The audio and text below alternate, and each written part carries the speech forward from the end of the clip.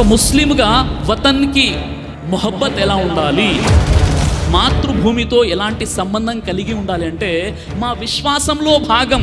అంటే ఇతరులు ఎవరైతే కేవలం ఒక నోటితో ఒక మాట చెప్పేసి మేము చాలా పెద్ద దేశభక్తులము అని ఎవరైతే ప్రకటించుకున్నారో అలా కాదు. మాకు స్వతహాగా ఒక ముస్లిం విశ్వాసంలో భాగము, అతను దేశభక్తిని కలిగి ఉండాలి. ఎందుకు అంటే ప్రవక్త ముహమ్మద్ సల్లల్లాహు అలైహి వసల్లం వారు మాకు ఆదర్శం. మొత్తం ఖురాను గ్రంథాన్ని మీరు పరిశీలించినట్లయితే చాలా సందర్భాల్లో యా కౌమి అనే పదం వాడబడింది. యా కౌమి అంటే ఓ నా జాతి ప్రజలారా అని ఆ ప్రవక్తలు సంబోధించారు. కాబట్టి జాతి యొక్క అభిమానం అనేది ప్రవక్తలు మాకు నేర్పించారు. మరో విషయం, ప్రవక్త ముహమ్మద్ సల్లల్లాహు అలైహి వసల్లం వారు అరేబియాలో సౌదీలోని మక్కా పట్టణంలో ఆయన జన్మించారు. ఆ తర్వాత దైవ సందేశం అందజేసేటప్పుడు స్వతహాగా ఆ జాతి ప్రజలు ఆయన్ని బహిష్కరించారు. అప్పుడు ప్రవక్త ముహమ్మద్ సల్లల్లాహు అలైహి వసల్లం వారు తాను పుట్టినటువంటి ప్రదేశం నుండి వెళ్ళే సందర్భంలో ఆయన వెళ్తూ వెనక్కు తిరిగి మక్కాను చూస్తూ కంటతడి పెట్టుకొని ముహమ్మద్ సల్లల్లాహు అలైహి వసల్లం వారు ఏం చెప్పారంటే, ఓ మక్కా పట్టణమా, నువ్వంటే నాకు చాలా ప్రేమ, చాలా అభిమానము.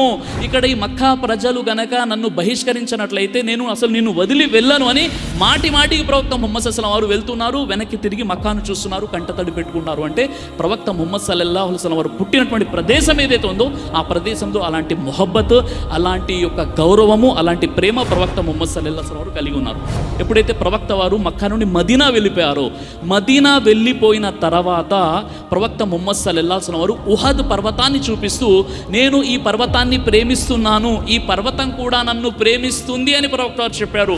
ఎప్పుడైతే మదీనా పట్టణానికి చేరుకున్నారో, మదీనా పట్టణానికి చేరిన తర్వాత ఈ రెండు కొండల మధ్య ఉన్నటువంటి ఈ ప్రాంతాన్ని నేను ప్రేమిస్తున్నాను, నేను గౌరవిస్తున్నాను అని ప్రవక్త ముహమ్మద్ సల్లల్లాహు అలైహి వసల్లం వారు ప్రకటించారు. అంటే ఒక దేశ పౌరుడిగా అక్కడ ఉన్నటువంటి వనరులు, అక్కడ ఉన్నటువంటి పర్వతాలు, అక్కడ ఉన్నటువంటి ఏవైతే వస్తువులు ఉన్నాయో వాటి పట్ల ఒక దేశ పౌరుడు ఎలాంటి భావోద్వేగ సంబంధాన్ని కలిగి ఉండాలో ప్రవక్త ముహమ్మద్ సల్లల్లాహు అలైహి వసల్లం వారు తన అనుయాయులకు నేర్పిస్తున్నారు. కాబట్టి ఆ హోంపై ఉన్నటువంటి అంటే ఆ జాతిపై, జాతి యొక్క అభిమానం అనేది ప్రవక్త ముహమ్మద్ సల్లల్లాహు అలైహి వసల్లం వారి యొక్క బోధనలలో మనం చూడవచ్చు. ఇమాం అజ్-జహబీ రహీమహుల్లా వారు ఏం చెప్పారు అంటే, మీరు మీ మాతృస్థానం ఎక్కడైతే మీరు పుట్టారో, ఎక్కడైతే మీరు నివసిస్తున్నారో ఆ దేశాన్ని మీరు ప్రేమించండి.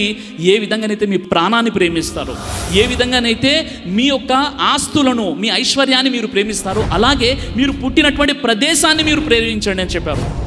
ఉమర్ బిన్ ఖత్తాబ్ రదియల్లాహు అన్హు వారు అంటున్నారు, దేశంపై ప్రేమ దేశాన్ని అభివృద్ధి పరుస్తుంది, దేశం పట్ల ప్రేమ లేకపోవడం దేశాన్ని వెనక్కు నెట్టేస్తుంది.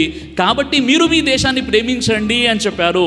కాబట్టి మేము మా దేశాన్ని ప్రేమించడమే కాదు, దేశం కోసం ప్రాణాలు ఇచ్చినటువంటి పూర్వీకులతో సంబంధం ఉన్నటువంటి వ్యక్తులు వారే ముస్లిములు. ఈ విషయం తెలియని కారణంగా చాలామంది చాలా రకాలుగా అపోహలను ప్రకటించే ప్రయత్నం చేస్తున్నారు. అయితే కొంతమంది ముస్లింలు ఉన్నటువంటి కొన్ని అపోహలు ఏంటి అంటే, వీరికి ఈ విషయాలు తెలియదు. కొంతమంది వారిని ఇలాంటి విషయాల్లో రెచ్చగొట్టేటువంటి ప్రయత్నం చేసినప్పుడు కనీసం మన యొక్క దేశభక్తిని ప్రదర్శించే విషయం కూడా మనం చేయట్లేదు. ఉదాహరణకి ప్రవక్త ముహమ్మద్ సల్లల్లాహు అలైహి వసల్లం వారి వద్ద ఒక సహాబీ, ఒక వ్యక్తి ఉన్నాడు. ఇద్దరు మాట్లాడుతుంటే మరొక వ్యక్తి అక్కడ నుండి వెళ్తున్నాడు నడుచుకుంటూ. అప్పుడు ఈ వ్యక్తి ఆ వ్యక్తిని చూపించి, ఓ దైవ ప్రవక్త, ఆ వ్యక్తి పట్ల నేను ప్రేమను కలిగి ఉన్నాను అని ప్రవక్త వారికి ఆ వ్యక్తిని చూపించి ఈ వ్యక్తి చెప్పారు. అప్పుడు ఈ వ్యక్తితో ప్రవక్త ముహమ్మద్ సల్లల్లాహు అలైహి వసల్లం అని అన్నారు, నువ్వు ఆ వ్యక్తి పట్ల ప్రేమ కలిగి ఉన్నావని ఆ వ్యక్తి ముందు ప్రకటించావా, చెప్పావంటే చెప్పలేదు అన్నారు. అప్పుడు నువ్వు వెళ్ళి ఆ వ్యక్తికి నీ పట్ల నేను ప్రేమను కలిగి ఉన్నానని చెప్పనగానే ఈ వ్యక్తి వెళ్ళి చెప్పాడు, అల్లాహ్ కోసం నేను నిన్ను ప్రేమిస్తున్నాను, నీ పట్ల ప్రేమను కలిగి ఉన్నాను, నీ పట్ల గౌరవం కలిగి ఉన్నాను అంటే ఆ వ్యక్తి అంటాడు, ఏ అస్తిత్వం కోసమైతే నువ్వు నన్ను ప్రేమిస్తున్నావో, ప్రేమ కలిగి ఉన్నావో, ఆ అస్తిత్వం నిన్ను కూడా ప్రేమించుగాక, నీ పట్ల కూడా ప్రేమ కలిగి ఉండుగాక అని ఆ వ్యక్తి ప్రార్థన చేయడం జరిగింది. కాబట్టి ప్రవక్త ఈ సందర్భంగా చెప్పిన విషయం ఏంటంటే, మీ గుండెలో దాగి ఉన్నటువంటి దేశభక్తిని మీరు కూడా ప్రకటించాలి అని ప్రవక్త ముహమ్మద్ సల్లల్లాహు అలైహి వసల్లం వారు తెలియజేశారు. కాబట్టి మన గుండెలో మన యొక్క దేశం యొక్క స్థానం ఏదైతే ఉందో మనం కూడా మన జాతి ప్రజల ముందు ప్రకటించడంలో ఎట్టి పరిస్థితుల్లో మనం వెనకంజ వేయకూడదు. నిజంగా చెప్పాలంటే మన భారతదేశం ఇది అతిపెద్ద డెమోక్రసీ, ప్రజాస్వామ్యం కలిగినటువంటి దేశం మన భారతదేశము. ఏ విధంగానైతే ఒక ఉద్యానవనంలోకి మనం వెళ్ళినప్పుడు అక్కడ ఒకే పూలు ఉన్నాయనుకోండి, దానికి అందం ఉండదు, ఆకర్షణ ఉండదు. అలా కాకుండా రకరకాల పూలు ఉన్నాయనుకోండి, దానికి అందంతో పాటు ఆకర్షణ కూడా ఉంటుంది. మన భారతదేశం యొక్క అందము మరియు ఆకర్షణ ఏంటంటే అన్ని మతాల వారు కలిసి సహజీవనం చేయడం. ఒక ఫ్లవర్ బొకే అంటే ఒక పుష్పగుచ్చంలా, ఆ పుష్పగుచ్చంలో రకరకాల పూలు ఉంటే దానికి అందము మరియు అట్రాక్షన్ ఉంటుంది.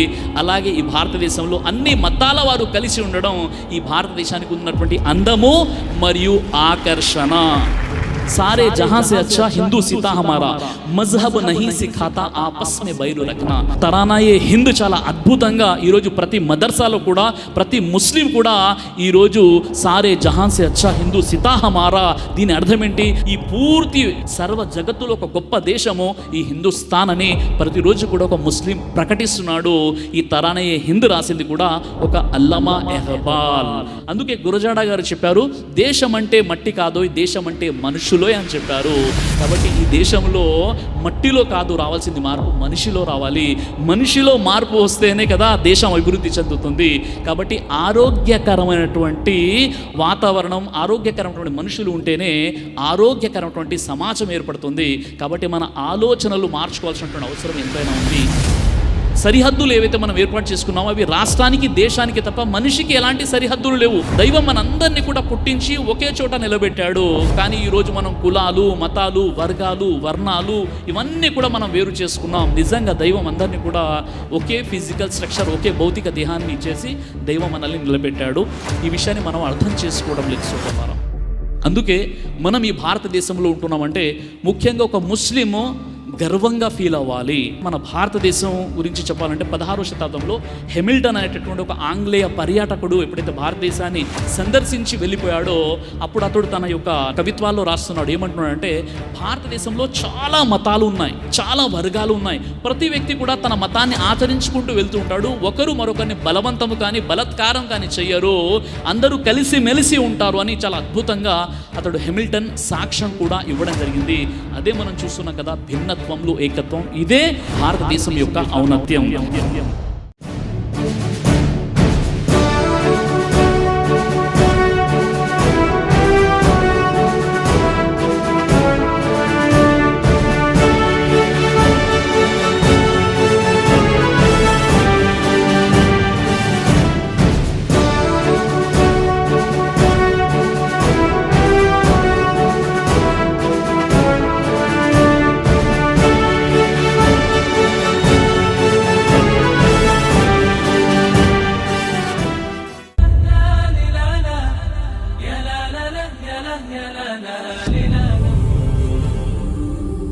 బ్రదర్ సిరాజ్ అని యూట్యూబ్ ఛానల్ని మీరు సబ్స్క్రైబ్ చేసినట్లయితే ఇన్షాల్లా దైవచిత్తం అయితే మీకు వీడియోస్ వస్తుంటాయి. అదేవిధంగా బ్రదర్ సిరాజ్ అనేటటువంటి ఫేస్బుక్ని కూడా లైక్ చేయడం వల్ల మీకు వీడియోస్ వస్తుంటాయి.